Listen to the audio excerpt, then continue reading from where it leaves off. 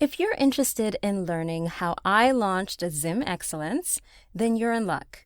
Sign up for my podcast workshop and learn how it's easier and more affordable than ever to start a podcast. Also, grab yourself a copy of my podcast resource guide, which covers industry terminology, suggested tech setup, in addition to countless free online resources to support your podcast journey. Just head to wongai.com/podcast creation. That's wongai.com/podcast creation. The link will also be down in the show notes. Now, let's start the show. Who wants to be a homemaker? But I love everything about homemaking and what it stands for because I believe that, in the home is where you raise human beings and good humans are made starting at home. And that's why I love, the whole idea of being a homemaker. Yo, welcome to the party. Hello, makadini salibanani. My name is Wongai, and you're listening to Zim Excellence, a weekly celebration of Zimbabwe's changemakers and trailblazers. So here's the secret, y'all. Zimbabweans are actually dope AF, and it's just time that we recognize it.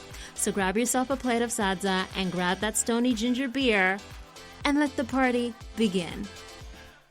Welcome to another episode of Zim Excellence. Today, my guest is a wife and mother of 3 who loves all things family. With a background in radio and TV broadcasting and over 15 years of being a communications professional in the corporate world, she has a natural gift of being able to connect with people, especially women, from all walks of life and engaging them in simple but deep conversations about womanhood at large and being effective managers of their lives and homes. She believes that women are at the center and lifelines of the home, and that a well-rounded woman is the foundation of raising grounded humans, and it all starts within the home. She's on a mission to redefine what homemaking is and loves to help women with how to better manage their homes through teaching and mentoring, and believes every woman can get to a place of balance within their homes and in all areas of their lives.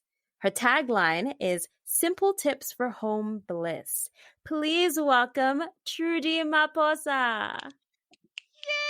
Oh Yes, my snaps. gosh. I was listening to that. I was like, who is she talking That's about? you, girl. That's Oh you. my gosh. Own Oh it. my goodness. I am so honored, happy, you name it, just to be here, to be talking to you. And wow, what an intro. Even I'm impressed. You're so welcome. Welcome to the show, Trudy, and so happy to have you on the show and celebrate you during your season, Libra season. We're chit-chatting away before we started recording. Yeah, It yeah. turned into the astrology episode. We're like, that's not what we're here for. Well, I Any- actually thought we had started recording, but anyway. It's completely fine. That's the private podcast. Anyway, Okay. before we get into the juicy details about your life, I always love to start with origin story because I'm a nerd. And so you are a Zim Excellence superhero, and every superhero has their own origin story. I'd love it if you could take us back in time. So you were born in Zimbabwe and you now live in Cleveland, Ohio. So take us behind Yes. this scenes and that whole journey. Are you ready? Girl, we ready. We've been ready. Okay, so yeah, like you said, I was born in Zimbabwe in the 80s, 1980 to be exact, the year that Zimbabwe gained its independence. So I was one of those kids that had a great childhood in Zimbabwe in the early 80s, and I never thought I would have to leave Zimbabwe. Just watching my parents, I grew up in a middle class Zimbabwean home, and my parents had, jobs, and they were good jobs, were well taken care of. And I just thought that would be my path as well, where I would get an education in Zimbabwe, eventually get a job, settle, and, I don't know, do whatever in Zim. But my dad, who is late now in the early 90s, he was like, I don't think things are going well in Zimbabwe. So he had a plan to get all of us, his kids, out of Zim because he was a very well traveled man. He used to come to the United States almost every year on business. And so he started this path of my kids have to go get an education in America. And at the age of 18, one guy, straight after my A levels, I Oh. left Zim. And I want to cry. And I'll tell you why. Because I feel like I was so young. I feel like I didn't really get to live the life that I had imagined, Mm. for myself in Zim. And so 18, I was just plugged out of everything that I knew. And I moved to the United States. And here I am 22 odd years later. Oh, And wow. yeah, and I actually have lived most of my adult years here in the United States, but I have deep roots in Zimbabwe, and yeah, that's and I guess what I'm getting to is, you talked about that journey, and this is where we get to the homemaker piece because I'm a mom and I have children, Hmm. and I really want my children to have that part of my heritage, my culture, and so I feel like I'm that woman that's living the best of both worlds, if you Yeah. may. So that's how I'm here, Cleveland, Ohio, in 2021. So, did you guys move to Ohio when you first left? Is that where you landed when you were 18?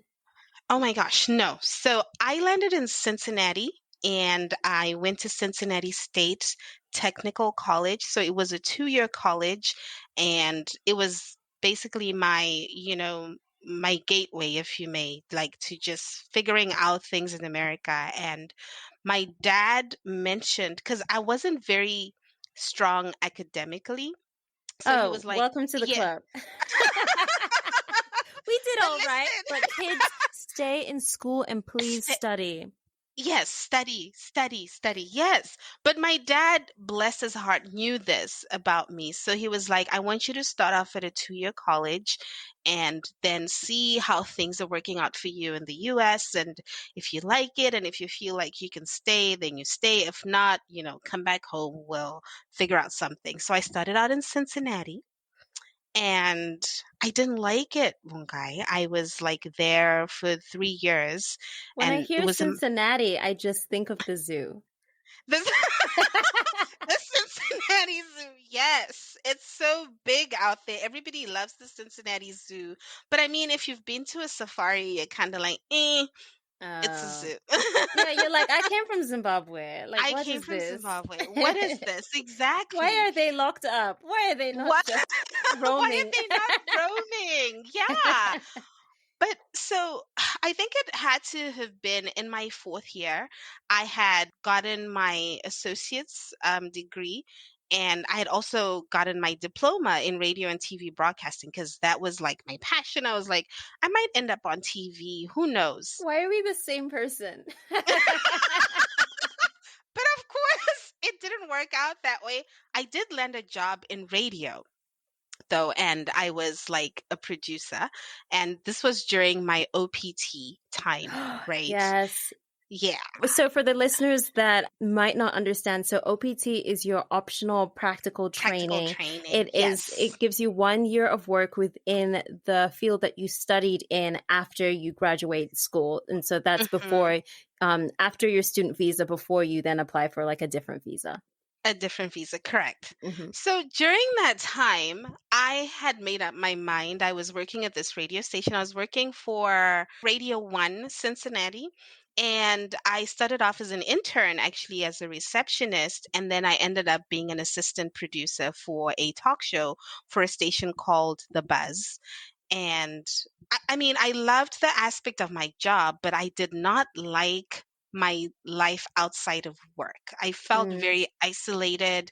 I felt like I really didn't have, a good social life or connected with the American culture or people. So I just decided that I was going to go back home, and I spoke to my parents, and my parents, again, very supportive. They were like, okay, if you feel like this is not working out for you, you can definitely come back home and figure out what you want to do with your life. But as fate would have it, a young man came into the picture. Uh-oh. That's trouble. They are trouble, let me tell you. My mind was made up. I was ready to go back to Zim, and I met a Zimbabwean guy through a mutual friend. And I don't know how it happened, but here we are. 17 years later, this year, I'm still with this man, and I still don't know what happened. I feel like you need to do one of those TikToks to be like how it started, how it's going, or like How this is is how we go met, or right? like can you if what was it? There's this one like TikTok or real thing where it's like if you'd seen your relationship before and you knew what it was going to be like, would you be in it or whatever? Would you be? You Yeah. know, I would be now that I'm older and wiser. But if you'd asked me that question, maybe in my 20s, I would have been like, no, this Three kids, man, what? three kids, Ohio. where? Yeah, a homemaker? What? What? No. Girl, you are so Yeah. funny. So before I forget, so when you first moved to Cincinnati, what were your hmm like initial thoughts about America? Did you encounter culture shock? Oh my gosh, did I? Culture shock is Yeah, real, one because you guy. lived in Zimbabwe for 18 years and like For basically 18 years. they say our voice and our like accent is affected by places we've lived in 5 years or Ah, more, and that's why mine is just so mixed. It's like now American, it's British, it's Zimbabwe, it's it's a whole mix. everything, But right? like at the Uh-huh. time that you moved, your accent would have been very Zimbabwean because that's Very all you knew. Zimbabwean. That's all I knew. And you can imagine my first day on campus. And I tell the story all the time. I went to the cafeteria to grab lunch, and talk about culture shock. The food. I was like, what in the world is this? I had no idea what some of this food was. And so, I'm just kind of following prompts. I'm watching people as they grab their tray. I'm like, oh, this is kind of like how it looks like on TV. You grab a tray and, you go down the line. Well, now I'm looking at that, glass with the food, and I am like, I know nothing, one guy. There was nothing that I knew. And the first thing that caught my eye was a chicken cordon bleu. Do you know what that is? Yeah, yeah, yeah. That has like Yeah, ham and cheese, right? yeah, Yeah. yeah. And I was like, that looks, like some kind of chicken, but I had no idea what it was called. So I got there and I was like, I want that. And I was pointing Yeah, yeah, yeah. at and then they're like, the what? And I'm like, that thing right there. So yeah, that was just culture shock. My accent was quote unquote off. Nobody, people had a hard time understanding me. I had a hard time understanding them. And it was just a very difficult, time for me. And there were so many nights where I would literally just cry myself to sleep and want to go back home. But I just Mm. didn't have the heart to call my parents and tell them, listen, this is really not working out. So I felt like after I had my diploma, at least I could tell them, I came here, I tried it out, I have my diploma. Now can I come back home? And then this man happened. Uh-oh. He caused the twist in the plan. Oh my That's gosh. Yeah. And in a good way, though, in a good way, because again, I started out in Cincinnati. He lived in Cleveland. So this is our second time around in Cleveland. But when I met him, he was applying to business school.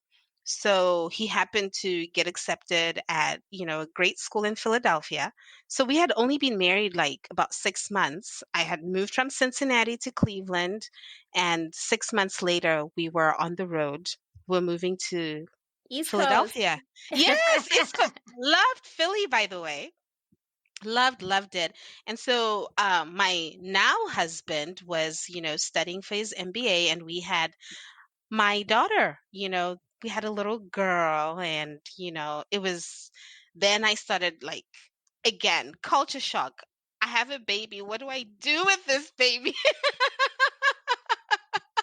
in this country? I don't have anybody. And you know I believe that those um days are some of what shaped what my passion is now, which is helping younger diasporan moms navigate this whole culture shock, this Yeah. whole different that, just different environment that you're in, and you're trying to raise a child and just trying to figure out, how do I want to raise my child? I want them to have those Zimbabwean roots, but they're also an American child in America. So how do I strike, that balance? And I feel like just moving from state to state. I did mention I have 3 kids, and I Yeah. had my kids in three different states, by the way. Yes, yes, birth certificates. I'm thinking about the birth certificate. So we had my daughter in Cleveland, Ohio, and then my son was born in Philadelphia. Then my youngest was born in California. So it was just all of that, that experience of moving from state to state, and befriending mothers, young mothers like myself from different cultures, different parts of America, and just finding my own way and my own rhythm in motherhood and what I wanted to, bring into my home. And, just feeling like this is something that I could help a young mom, young lady out there with, if she's struggling with, like, some of the things that I struggled with.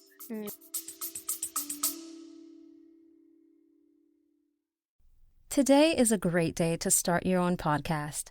Whether you have a message you want to share with the world, or you think, ooh, it could be fun to have my own talk show like one guy, getting started is easier than ever. Here at Zim Excellence, we use Buzzsprout, which is hands down the easiest, most affordable, and best way to launch, promote, and track your podcast. Start for free and list your show on directories like Apple Podcasts, Spotify, Google Podcasts, and more within minutes. Podcasting isn't hard when you have the right partners, and the team at Buzzsprout is passionate about helping and teaching you to succeed. Just check out their YouTube videos. They are filled with tons of information. So join over 100,000 podcasters already using Buzzsprout to get their message out to the world. Sign up today using the link in the show notes, or go to wongai.com/podcast creation, and you'll get a $20 credit if you sign up for a paid plan. It also helps support the show. So go ahead, sign up for Buzzsprout, and keep me posted on your new podcast. Now back to the show. All right, Miss Trudy, who goes by simply Trudy on the Instagrams, I would love to just dive straight in to homemaking and Uh-huh. how you got into homemaking. Because Mm-hmm. when I think homemaking, I think, oh, she's Zimbabwean's Martha Stewart. But like that's not exactly what it is. So please give us your personal definition of homemaking, and also let us know a little bit about how you fell in love with it, With with this homemaking. passion. Yeah. Wow. Okay. Where do I start? Okay, so let's start with how Mm-hmm. I fell in love with homemaking. So, like I mentioned before, when my husband and I had been married like barely like a year, we moved to Philly, and he was in grad school. And then after grad school, and I was working at the time, and he was a full-time student and I was working, and we had, my daughter, the little girl, and she was in daycare at the time. And something about her being in daycare did not sit right by me. Don't get me wrong. The daycare she went to was great. She had great teachers and everything, but I just felt like I was missing out on a lot of, Mm. milestones. Like, imagine your daughter taking her first steps and you're not there to capture those, those moments. And as a young mom, I was like, I don't want to be missing moments like this. So there was always this yearning of wanting to be really present with my children. And again, I feel like that yearning came from the fact that my mom was a working mom in Zimbabwe, you know. And when I had my child, I started reflecting and I was like, my mom would be gone all day, right? And then she would come home in the evening and we would barely see her and it would be time to go to bed and the next day starts, we're going to Mm. school, she's going to work. And I was just like, again, Zimbabwe had, we had helpers and maids, and I feel like we were raised by, the nannies. Literally, I'm like Literally. when you said that, when you mentioned your mom coming back home from work and then you seeing her and then maybe like, did you do your homework? Go wash your Right. face, brush your teeth, and Uh-huh. then going to sleep. It literally triggered some, and I'm like, yeah, mm-hmm, Yeah. that's so Uh-huh. true. That is true. And then, so just, I had that yearning, right? And then my husband's first job out of grad school was in Seattle, Washington. And by then I had two babies. My kids are very close in age. They're 2 years apart. And daycare, as you know, or I don't know, as our listeners know or don't know, is very expensive in America. And I mentioned that, in Zimbabwe, a lot of women, in middle class families, the women worked. They went to work, Yeah, and, it was normal. But then I started looking around me and I'm observing these young American moms, and a lot of them were stay at home moms. And, they were taking care of their kids. And I was like, oh my gosh, they must be really wealthy in order for them to be able to, stay at home and have like live on one income and stuff like that. And then in talking to them, it was like the norm. A lot of them had gone to college, gotten married, and then they start having kids. And sometimes the cost of daycare is way more than they're making. And they're like, I'd rather, quit my job. We just cut back on costs and I raise my kids and just be there, for my kids. This was a new concept for me, yeah, as a Zimbabwean girl, because obviously, when our parents send us overseas, it's so you get an education and you get a job, a 9 to 5 job, yeah, And here I was toying with the idea of being a stay-at-home mom, or in the words of, my parents, a housewife, you yeah. know. And I just imagine like a 50s housewife, if people saw A WandaVision, like that 50s. 50s housewife who like the guy comes home from Yes. work. This is like Mhm. heteronormative couple. Guy comes home from work and she already has Mhm. the pie ready from the oven. And how was Right. your day, honey? And How da, was da, da. your day? And And then she's in he, heels. yeah, and yeah, she's in heels, and the guy dumps all of the stress that happened at work and doesn't ask about her day. About her day. Yeah. So Yeah. this was this was what my parents thought about when I told them about, a lot of young moms here don't actually go to work. They stay at home, they take care of their kids and blah blah blah. And my dad had such a hard time with it, but my mom understood why I wanted to be, a stay-at-home mom, because I explained to her, I was like, Mom, we have a great relationship, but I really feel like you missed out on a lot of parts of my life, Mm, by you going to work and, coming home in the evenings. So long story short, I had to redefine what a homemaker is for myself so that I didn't feel like a less than, you know. mm, Imagine, I was in my mid 20s, around 25, between the ages of 25, 27. A lot of my friends at that age had just, entered corporate America. Their careers were taking off. They're traveling and they just like climbing up that corporate ladder. And here's little Trudy talking about, I want to be a stay-at-home mom. And just, and I have to say, when I did say that to some of my friends, some of them thought I was it was lack of ambition. Like, really? you can go to Mm, work and yeah. be a great mom. Why do you have to give up, one thing in order for you to be this, amazing mom? But thankfully, my husband understood exactly what I was saying and where I was coming from. And he was raised by a single mom. So he was like, I get what you're doing. And I think it's very important. And we will figure it out. Let's do this. So I then decided that I would take homemaking and make it my job because I felt like I Mm, needed to like make it a job and make it meaningful when I explain it to people. And again, then I was worried about what people thought, what people would say, So I was like, you know what? I'm going to take this homemaking or housewife title and I am going to chip at it like a job. Like, if I'm a project manager at a job, how do I, get that project signed off on and what this is how I'm going to run my home. So, my definition of a homemaker is that woman that's balancing it all, guy. She can be going to work, but mm-hmm. still running a very effective household because we are home managers. Once you come into the home and you have children, even if you have a job, you still have to manage your home to a certain extent, like be it putting your kids into activities, picking them up. Who is going to pick them up? What are we going to eat when when the kids come back from school? Who's making dinner tonight?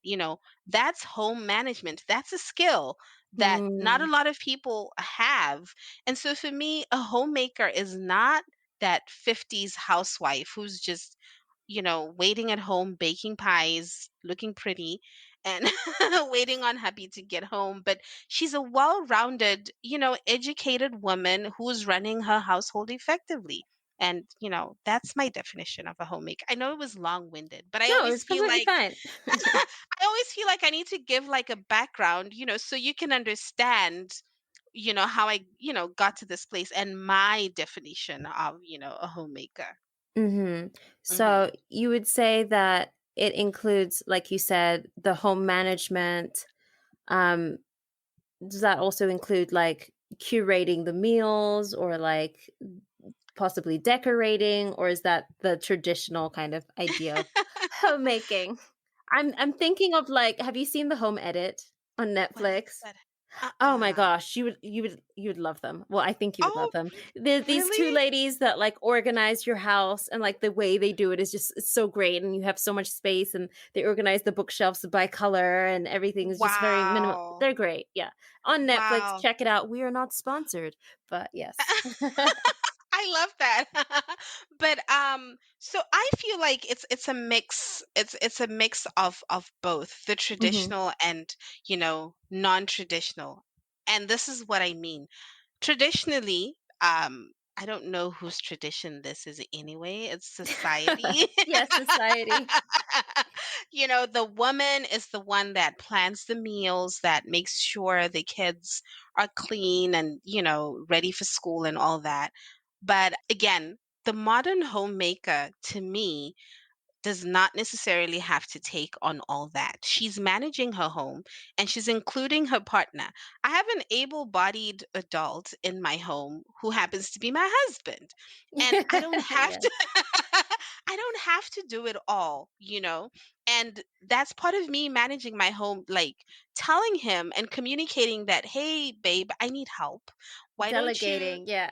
delegating? That's the word.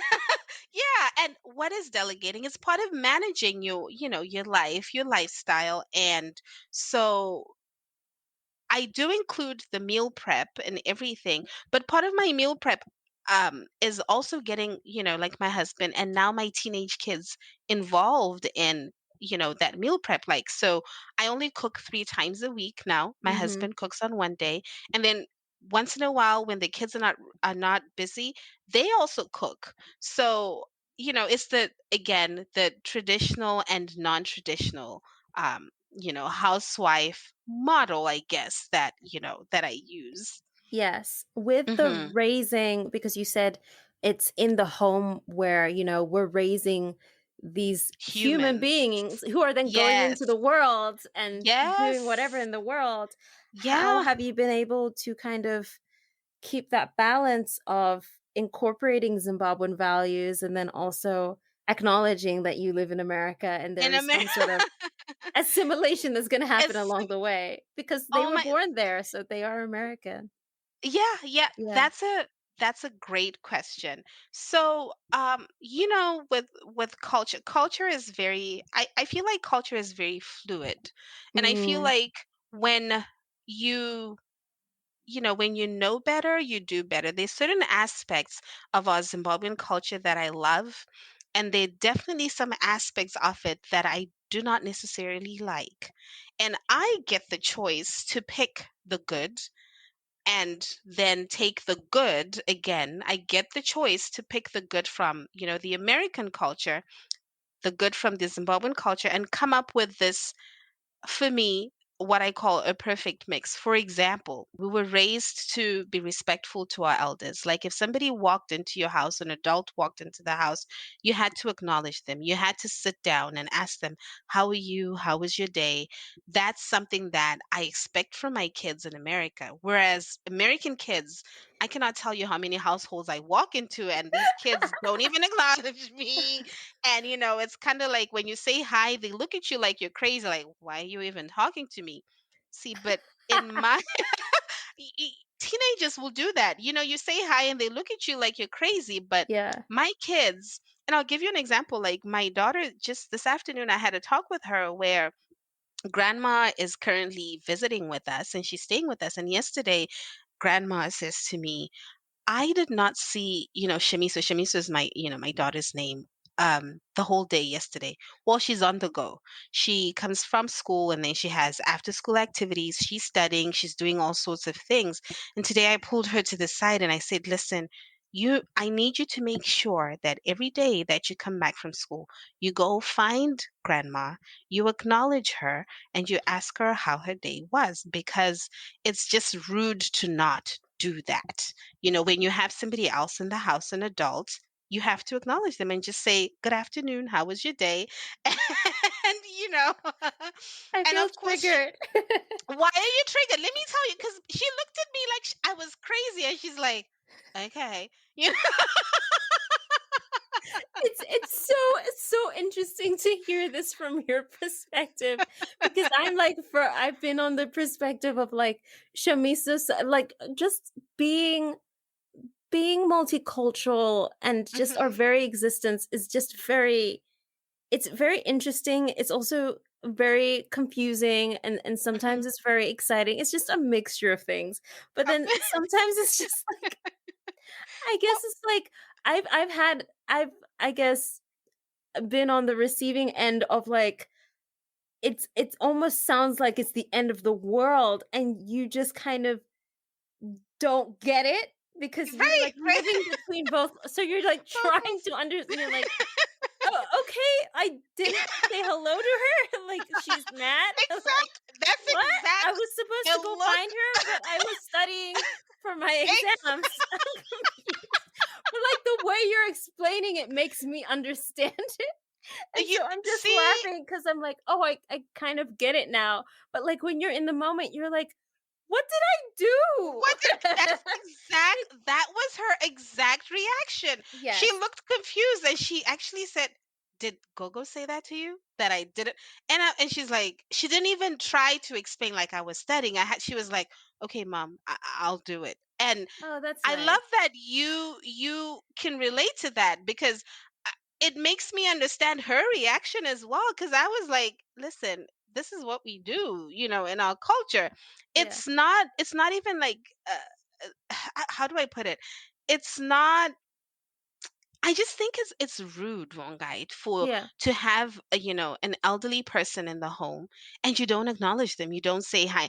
Those are like some of the little things that I feel like we can hold on to and pass on to our Zimbabwean kids, because honestly, I struggle when I get into some of these American households, and again, like I said, these teenagers that have like earphones, headphones, and they Mhm. just like they don't even acknowledge that there's an adult and there's no like eye contact. And I think those are just like basic um etiquette or just human skills that you should have. It's just common courtesy, if you can Yeah. call it that. Yeah.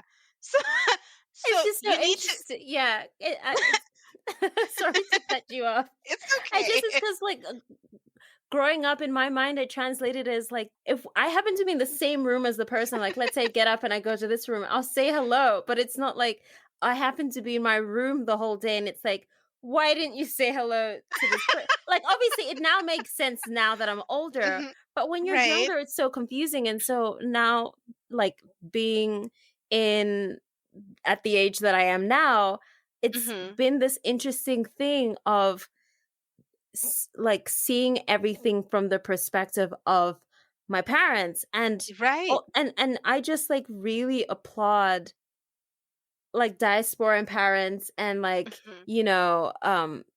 parents raising their kids in different cultures because Mhm.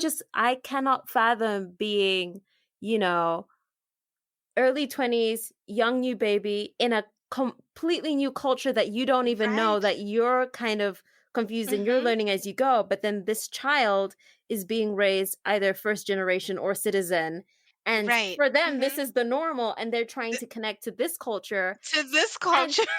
so you've got the cultural relating, but then you also have Yes. generational relating. So you have like, let's say Yes. your parents are from the 60s and you're from the Mhm. 90s. And so Right. there's this whole Right. three different generations in between Yes. where you're like, I Mhm. don't understand the way you think when, they're coming like 60s counterculture, or like if we're talking about the Right. context of Zimbabwe, Mhm. racism and colonialism. And Right. then the Mhm. 90s were coming off of, Britney Spears and Boys to Men. And boys, And and maybe there's like and no. maybe the Berlin Wall just fell. The, But who yes, knows? you know. That's just something else that's happening, and they're like, what? But yeah, so it is an interesting dynamic. And again, this is what I am trying to do for my kids, because I'm also trying to preserve a part of who I am, preserve it, and then also pass it down with the understanding that my children are first generation Americans, right? So my husband and I are patriarchs of some sort, right? And so years from now, when we're long gone, we are the template that the generations that are coming after us are going to have to look at. So, in as much as some of these things like greeting your elders sounds ridiculous, I want to say my daughter will remember this. My children will Yes. remember this, and they will pass this down to their kids. Whether their kids do it or not is totally different. But having that, that oral tradition, that ability to tell that story of saying, "Do you know that when I was a teenager and my grandmother was visiting us from Zimbabwe, one of the things that my mom required of me was to acknowledge and greet her every single day when I came back from school." you Mm, know and how is history preserved? Like, a lot of it is through oral tradition, right?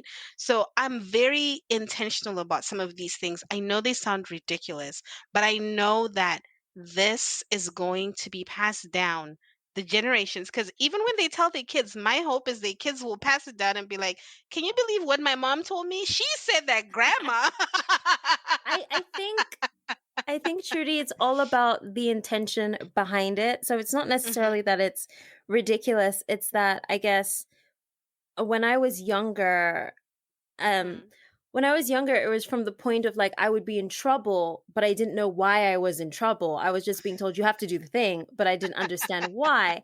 And as I'm Right. older, now I've been able to then ask follow-up questions. And Right. so I feel like you and my mom do this really a great thing of then you then be able to then explain, oh, because it will be perceived as this, oh, it means this Yes. because in our Mhm. culture this, and then when you hear Right. that you're like, oh, because Oh. it's almost like, when you visit another country, let's say you go into maybe an Asian culture, you don't Culture. want to Mhm. accidentally like offend them. So then Offend that them. makes sense. Exactly. Yeah. So it's Mhm. it's Mhm. only from the perspective of if I'm just told, don't do the thing. I'm someone who gets anxious instantly. So I'm just like, What did I Why? do? Why am I Oh, in wait. trouble? But if you then say, "Oh, that thing you did Mm-hmm. was not right because XYZ and it means this," that's when I'm like, Correct. "Oh, I'm so sorry. Okay, I'm Sorry. gonna make Yeah. sure going forward this." So it's not Yeah. ridiculous. It's just like the intention of like just don't yell at the person for Okay. doing the thing when they don't understand why. I hear you, but to a Yeah. 16-year-old, that's ridiculous. It's ridiculous. Okay. It's ridiculous, and it's like written all over their faces. Like, okay, if you insist. So yeah, but I get what you're saying. I feel, and this is what I'm hoping for is for my children to be like you, where when they're older, they can go back and reflect on some of these things and then make sense of it and then understand that mom was just trying to uphold or hold on and preserve a part of her culture. Yeah, at the end of the day, parents are just doing the best that they can. And there Hmm. is literally no guidebook for parenting. Like, sure, someone can write a book and publish it, but there's like no such thing. So I have to remind myself that, my parents were also children and their parents were Right. also children. And it's Children. this Hmm. whole thing.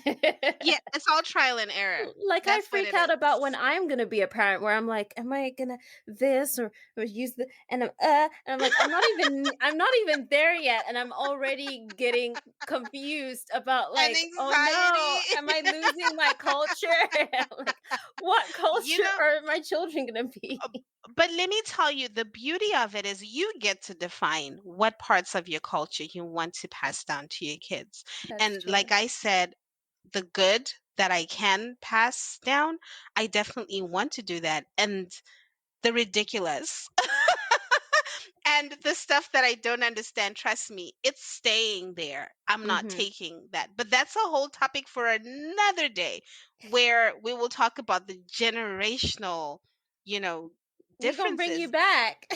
Oh my gosh, do I have stories for you? Because now you have a 70-year-old, that's my mom, a Hmm. 70-year-old born in Zimbabwe during a different time altogether. And then Yeah, you have me, 40-year-old, who lived born half her free. life in, yeah, born free, lived half my life in Zimbabwe, half my life in the United States, and this first generation American born in the 2000s. Wow. Trudy, are you ready for our lightning round? Yeah! Yay! Should I be Oh, scared? oh, no, I just want to be Okay. mindful of your time. So Okay. let's get you into lightning round. All right. Okay, so we know your zodiac is Libra, so I'm not going to ask you that. Are you an early bird or a night owl? Night owl. Sweet. What is the last song you listened to? I want to dance with somebody this evening Yay, by Whitney Whitney. Houston. It was a party, Yeah. y'all. Yeah. Last, what's the last book you read? Oh my gosh. The Other Black Girl. I Oh, forget I who don't the know author this. is. It's on the New York bestsellers list. Do you have a favorite movie from this past year or award season? The Aretha Franklin. Is it a no? Oh, Did Respect. Respect. I had to Yes. sing the Why song can I not? I'm to figure tired. it Can out. you tell? Like my brain is like It's clumped okay. right It's now. the end of the day for both of us. Oh, favorite holiday. Thanksgiving. Oh, favorite Zimbabwean musician. Ja praiser. Do you have a favorite Zimbabwean childhood snack? Oh yeah, my things.